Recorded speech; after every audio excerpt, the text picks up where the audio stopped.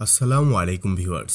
Russia Ukraine সংঘাতের কারণে আমরা হয়তো নিজ দেশের গুরুত্বপূর্ণ টুকিটাকি সামরিক আপডেটগুলো মিস করে যাচ্ছি। তাই আজকের ভিডিওতে থাকছে গত কিছুদিনে अस्सलाम वालेकुम वीवर। आज की वीडियो वीवर बहुत ही ज्यादा इम्पोर्टेंट होने वाली है। भारत की सरहद पर बांग्लादेश के ड्रोन का खौफ। आज की वीडियो का वीवर ये टॉपिक है और बहुत ही ज्यादा इम्पोर्टेंट वीडियो होने वाली है। अभी तक आप लोगों ने हमारे चैनल को सब्सक्राइब नहीं किया हुआ तो जल्दी से हमारे चैनल को सब्सक्राइब कर लीजिएगा। Without wasting the time video को स्टार्ट करते हैं। আসসালামু আলাইকুম ভিউয়ার্স। রাশিয়া ইউক্রেন সংঘাতের কারণে আমরা হয়তো নিজ দেশের গুরুত্বপূর্ণ টুকিটাকি সামরিক আপডেটগুলো মিস করে যাচ্ছি। তাই আজকের ভিডিওতে থাকছে গত কিছুদিনে বাংলাদেশের ডিফেন্স পাড়ায় ঘটে যাওয়া বেশ কিছু টুকরো আপডেট। তো চলুন শুরু করি। বাংলাদেশ সেনাবাহিনী সম্প্রতি জার্মানি থেকে Rheinmetall MAN military vehicle HX range 80-8 military ট্রাকসের ডেলিভারি গ্রহণ করেছে। তবে কয়টি ট্রাকের ডেলিভারি এসেছে তা এখনও জানা যায়নি। জার্মানি নির্মিত এই মিলিটারি ট্রাকগুলো বিভিন্ন মিসাইল প্ল্যাটফর্মের লঞ্চিং ভেহিকল হিসেবে ব্যবহার করা হয়ে থাকে। এই ট্রাকগুলো আমেরিকান প্যাট্রিয়ট এয়ার ডিফেন্স মিসাইলের লঞ্চার, যুক্তরাজ্যের MBDA Skysabre SAM system, Turkish TRG-300 এবং বোরাখান ব্যালিস্টিক মিসাইলের লঞ্চার হিসেবেও ব্যবহার করা হয়। একই সাথে অন্যান্য ভারী সামরিক সরঞ্জাম বহনের কাজেও ব্যবহার করা হয়। তবে বাংলাদেশ কেন এটা কিনেছে আপাতত তার বিস্তারিত কিছুই বলা যাচ্ছে না। বাংলাদেশের ড্রোন আতঙ্কে ভারতীয় সীমান্তে সতর্কতা, এমন চটকদার শিরোনাম দেখে হয়তো অবাক হয়েছিলেন, যদিও বা ঘটনা কিন্তু সত্য। চোরা কারবারিদের হাতে চীনা ড্রোন থাকায় আতঙ্কে রয়েছে ভারতীয় সীমান্তরক্ষী বাহিনী BSF। ঘটনা সূত্রে ভারতের উত্তর 24 পরগনার ক্ষেত হতে চীনা নির্মিত কিন্তু কাস্টমাইজড একটি ড্রোন পরিত্যক্ত অবস্থায় উদ্ধার করে BSF।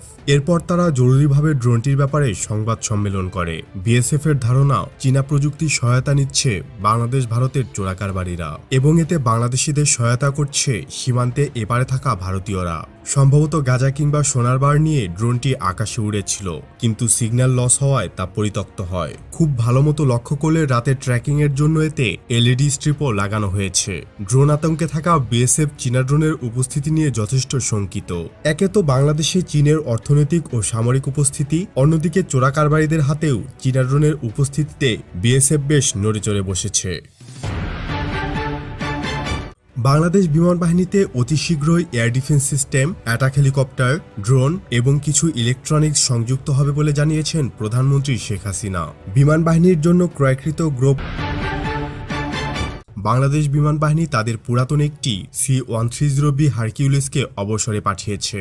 এই বিমানটি 1958 সালে বানানো হয়, অর্থাৎ এর বয়স প্রায় 64 বছর, এবং 1998-99 সালে এটি বাংলাদেশ বিমান বাহিনীর বহরে যুক্ত হয়। উক্ত বিমানটি রাজধানীর আগারগাঁওতে অবস্থিত বাংলাদেশ বিমান বাহিনীর জাদুঘরে সংরক্ষণ এবং প্রদর্শনীর জন্য রাখা হচ্ছে।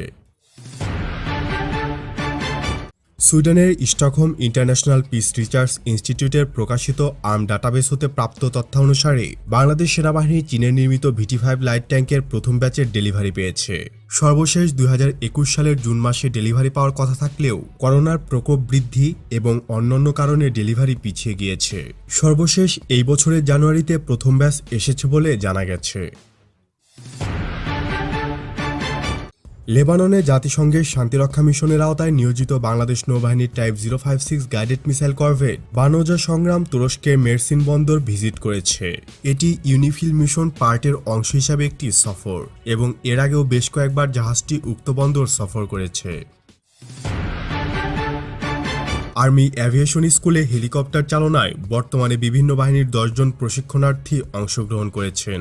এর মধ্যে 4 জন বাংলাদেশ পুলিশের। প্রশিক্ষণার্থীদের মধ্যে পুলিশের প্রশিক্ষণার্থী ASP ফাতেমাতুজ জোহরা সর্বোচ্চ নম্বর পেয়ে প্রথম স্থান অধিকার করতে সক্ষম হয়েছেন।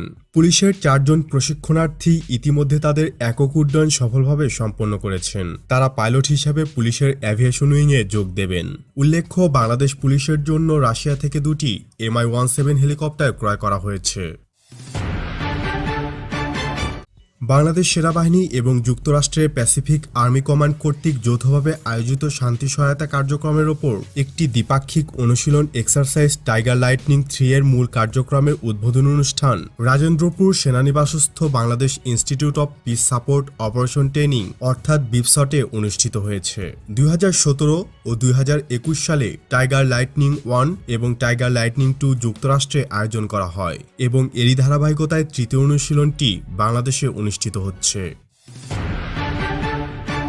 ये है बांग्लादेशी ड्रोन का खौफ जो भारत में भी पाया जाता है। भारत की सरहद पर बांग्लादेश की बीजेपी और उसके जो पावरफुल किस्म के ड्रोन है बांग्लादेश की हिफाजत के लिए रेडी रहती है और बांग्लादेश के पास जो ड्रोन टेक्नोलॉजी है वो बहुत ही ज्यादा शानदार है। तुर्की से लाई गई है TB2 ड्रोन भी बांग्लादेश के पास मौजूद है जो भारत को मुंह तोड़ जवाब दे सकते हैं।